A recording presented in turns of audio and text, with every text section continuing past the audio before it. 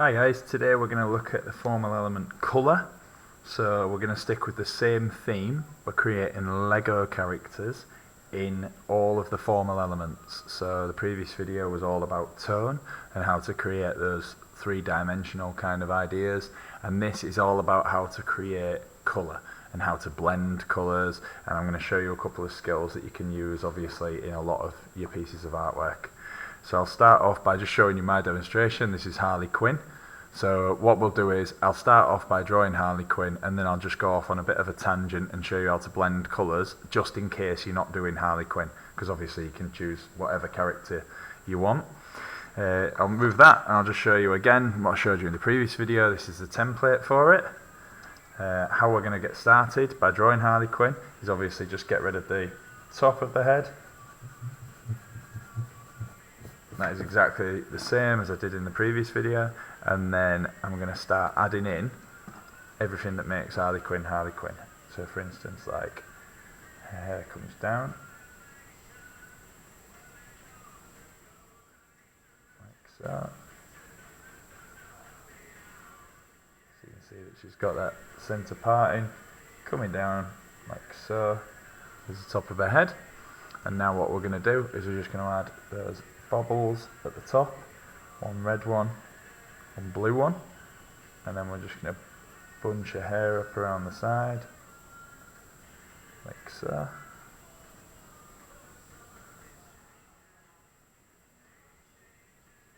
And do exactly the same on the other side. Try and keep it as symmetrical as you can, please.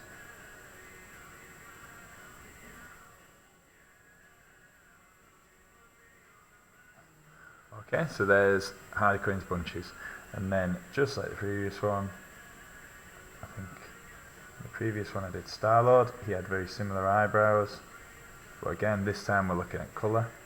So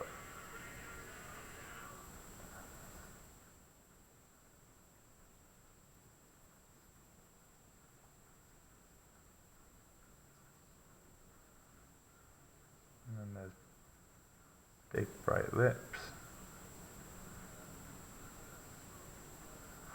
And a little love heart there, and then a little splodge there. Okay, so that's how we drew the face, like so. You see that obviously after you've added all of the colour, the face comes to life. Alright, I'm not going to concentrate on the face because obviously it's white. So with white, you still have to add that pencil crayon just so that it stands out from the paper, and it doesn't just look like you've left it because you're lazy. You're obviously just still going to colour it in white, and then what I've done, I've added little bits of black, little bits of grey, just to show those areas that aren't white, and also to bring form to it. And bringing form to it, as I said in the tonal video, how you need to do is you need to push slightly softly, and then building up to hard, okay? Right, so there's one side of a jacket.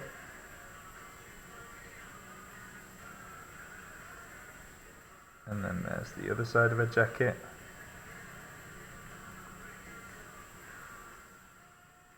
And then you can see that they are just slightly different. Everything about this Harley Quinn character is just slightly different on both sides. It's not completely symmetrical. Alright, she's got a blue bar there, and then she's got a t-shirt comes down there, and then she has the text there. How I did the text was I just wrote it in like so, and then when you're actually adding the colour later on, colour the t-shirt in white,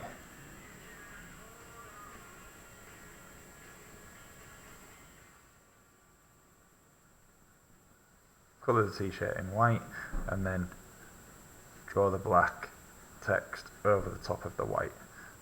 A t-shirt pulls up there, and then there's a couple of rips in a t-shirt, like so.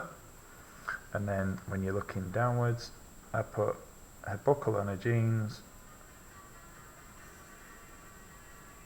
and then just do the buckle just slightly off like that, so that you can see that you've just thought about that, okay?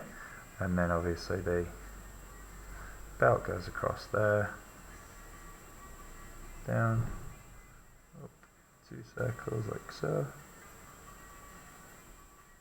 Please take your time on this, don't rush it like I but I just want to show you how I would come about sketching it all out.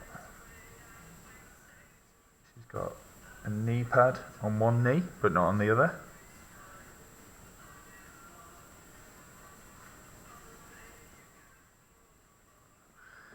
Okay, so there's how you would sketch it out, and then how I've done her baseball bat is I've just rubbed her hand out and then I've drawn the baseball bat in,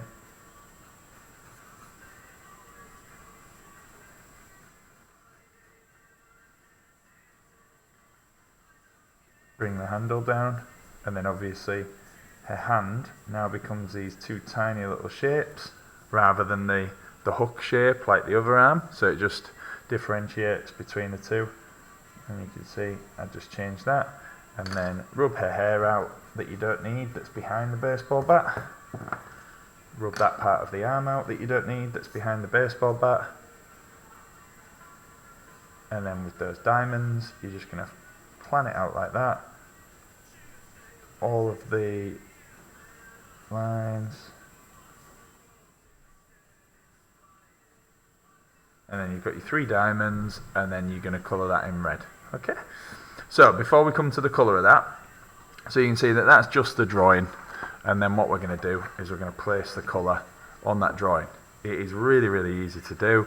You just got to concentrate that each area is completely different to the others. Okay. So I showed you this last lesson, where we talked about gradient going from light to medium to dark, light from medium to dark, and then we talked about using the blending stubs. What I'm going to show you is how to do this, ranging from colour to colour. Okay, there I've done a nice sunset colour. I'm just going to do very similar to that now. Okay. Just grab a spare piece of paper. In fact, I'll just use this paper again. I'll go on the other side. Alright, so what we're going to do is we're going to use Prismacolors for this, because I absolutely love Prismacolors. You can see that I've already lined them up in range of which colours I'm going to go for. And I'm just going to start with the bright yellow. And I'm just going to go from pressing hard to pressing soft. And you can see that obviously it's already graduating like that. So that's a canary yellow, and then I'm just going to go up to a Spanish orange, which obviously is just like a dark orange. Sorry, light orange, dark yellow. And I'm just going to build that orange into the yellow. So you see how they're both starting to blend already. And then I'll go up to the red. This is actually a brilliant red, or a poppy red. And then I'm going to go from dark to soft again, and then go in with this red again. So that's a dark, so light. So can you see how it all graduates down? So that's me just controlling all the colours and knowing which colours to put in first, which colours to put in last.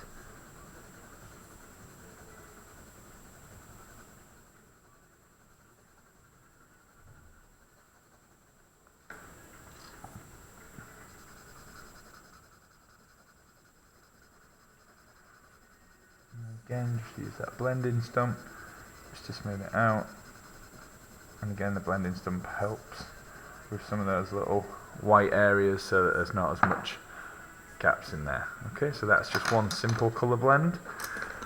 Just show you one more whilst I'm doing it. So I'm going to go from light blue into a dark blue.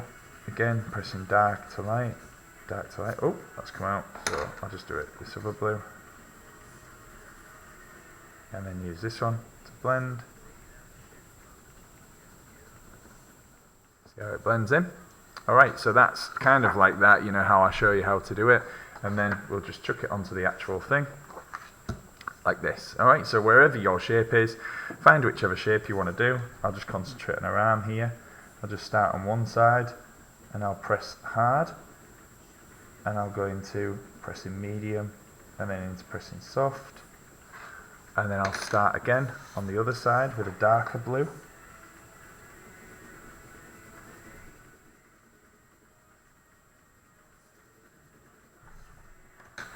And then it's completely up to you, but what I like to do is I like to then go over it with a white, and what happens is the white acts as like a blend, and it blends the two colours together, like so. Okay? And then, if you really wanted to, you could get a bit of a darker colour. So here I've got a purple, and I can actually work into it like so. You just add these little dark areas. So there you go. So there's one little area. I'll just do a hand. I know that her hands are obviously yellow, but sorry, her hands are white, but the majority of Lego characters have got these yellow hands, so I'll just show you how I created them whilst we're on it. So you just, again, I press quite hard with my bright yellow, my canary yellow. And then what I do is I just start on one side with my dark yellow, so that's obviously a Spanish orange. And then I just push it across. So can you see how there's just that slight change there? And then you just keep building it up from shape to shape, and then obviously you're left with something like this. Alright? And it is absolutely fantastic once you get the ball rolling. I'll show you a couple of my students' work. So this one's by Visha, this one's by Rebecca, and then some students have just not even so those two there are based on colour, and they've done really well there, and then some students have just added a tiny little touch of colour, like what I mentioned in my previous videos. So this one's Layla's, and this one is Helena's, and you can see that obviously they've done the majority of it with pencil because it was a tonal lesson, but then they've just added a tiny little bit of colour just to change it up. Alright, so well done if you've done the previous one. Now have a go at that colour. So next time I'll show you how to create all these lovely textures. Alright, thank you very much.